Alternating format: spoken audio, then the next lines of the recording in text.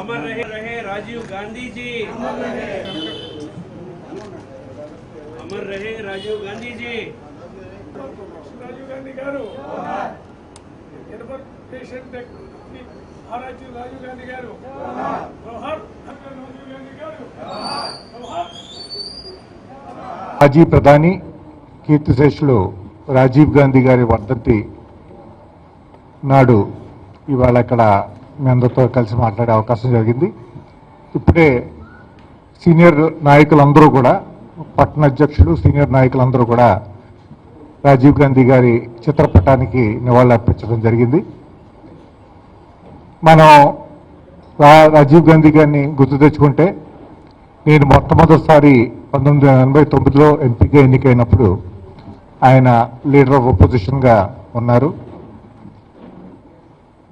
తుఫాను ఆంధ్రప్రదేశ్లో వచ్చినప్పుడు ఆయన రావడం, మా ప్రాంతానికి రావడం అంతా కూడా చాలా మధుర స్మృతులు ఆయనతో ఉన్నాయి. ఒక ప్రధానిగా మరి దేశానికి 21వ శతాబ్దంలోకి తీసుకువెళ్ళిన మనిషి రాజీవ్ గాంధీ గారు. టెక్నాలజీ రంగంలో ముఖ్యంగా సాఫ్ట్వేరు, టెలికమ్యూనికేషన్స్, ఇన్ఫర్మేషన్ టెక్నాలజీ రంగంలో ముందడుగు వేసి దేశాన్ని ఆ దిశలో నడిపిన మనిషి రాజీవ్ గాంధీ గారు. అంతేకాకుండా మరికి ప్రజలకి ఉపయోగపడే విధంగా 5 టెక్నాలజీ మిషన్స్ని పెట్టి దాని ద్వారా మరి basic issues, waste and developments, తర్వాత గ్రౌండ్ వాటర్ రీఛార్జ్, తర్వాత ఆయిల్ సీడ్స్ మిషన్ను, ఇలాంటివి 5 మిషన్స్తో దేశానికి కొన్ని కీలకమైన అంశాల మీద ఆయన చొరవ తీసుకుని చాలా దూరదృష్టితో పనిచేస్తున్న ప్రధానమంత్రి. అదేవిధంగా గంగా క్లీనింగ్ ప్లాన్ కూడా ఆనాడు ఆయన ప్రధానిగా టేకప్ చేయడం జరిగింది. లిబరలైజేషన్ ప్రాసెస్ కూడా, మన ఆర్థిక విధానంలో ఎకానమీ లిబరలైజేషన్ కూడా రాజీవ్ గాంధీ గారి టైంలో మొదలైంది.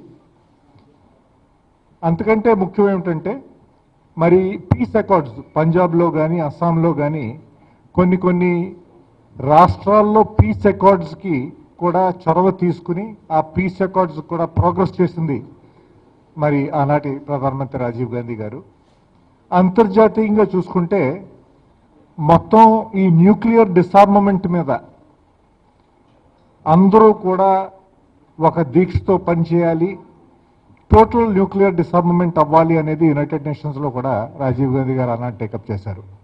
ఈ విధంగా దూరదృష్టితో పనిచేసిన మనిషి.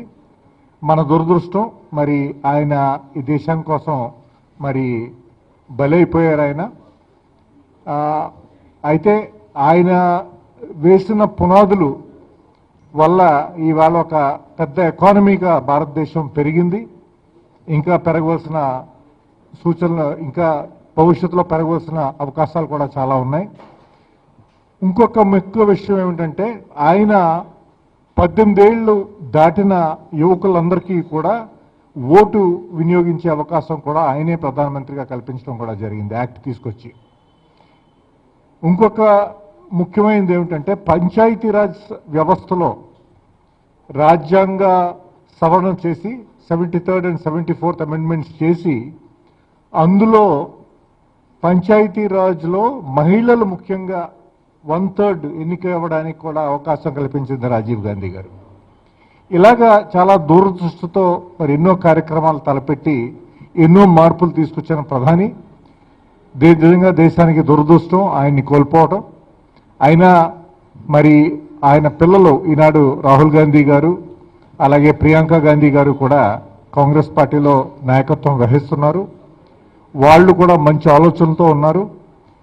మాకు కాంగ్రెస్ వాదులుగా మాకు ఒక నమ్మకం ఉంది మా భవిష్యత్తు మీద. తప్పకుండా వీరి నాయకత్వంలో చాలా బాగా దేశం పెరుగుతుంది. ఏదైతే ఆశయాలు రాజీవ్ గాంధీ గారు కల్పించారో ఆ ఆశయాల వల్ల తప్పకుండా దేశానికి ఎంతో మంచి జరుగుతుంది అనే నమ్మకంతో ఈవేళ మరి ప్రెస్ మీటింగ్ని కన్క్లూడ్ చేస్తూ మరి ఆయనకి జోహార్లు అర్పించుకుంటూ కూడా మేము కన్క్లూడ్ చేస్తాను. జై హింద్.